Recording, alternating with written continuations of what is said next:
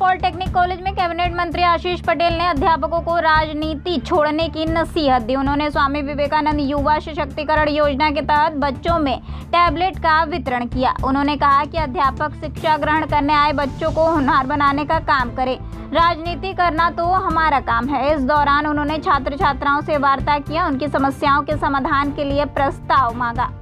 राजकीय पॉलिटेक्निक सभागार में टैबलेट वितरण कार्यक्रम में पहुंचे प्रदेश सरकार के कैबिनेट मंत्री आशीष पटेल ने बच्चों को होनहार बनाने पर जोर दिया। कहा कि अध्यापन का जिम्मा संभालने वालों की क्लास ली, बच्चों से संवाद कर उनकी समस्याओं को जाना। उन्होंने कहा कि पॉलिटेक्निक के पास पूरे उत्तर प्रदेश में पर्याप्त जमीन है, लेकिन उसके सदुपयोग नहीं हो पा रहा है। उन्होंने उसके सदुपयोग के लिए गंभीर होने की ज़रूरत है।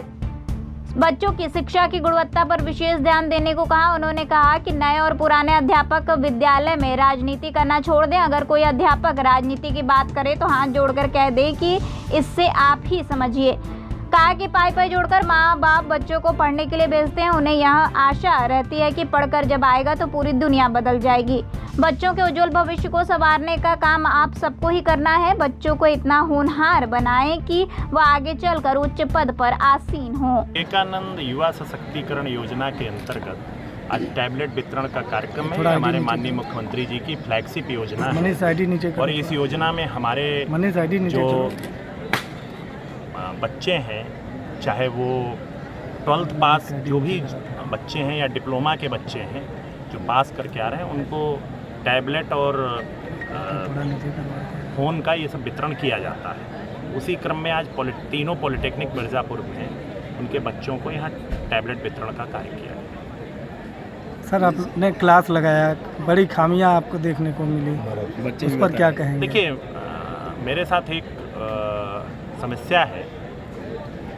अगर मैंने अभिभावक के रूप में, मंत्री के रूप में इसको ज्वाइन किया है तो सिर्फ अच्छाई नहीं ढूंढनी और सिर्फ कमियां भी नहीं ढूंढनी है। तो मैं तो अपने बच्चों से संवाद करूंगा ही और संवाद करके उसको ठीक करने का काम करूंगा। तो इसको कमियों के रूप में नहीं देखा जाना चाहिए, इसको एक संवाद के रूप में, विभाग के मंत्री के रूप में मैं अपने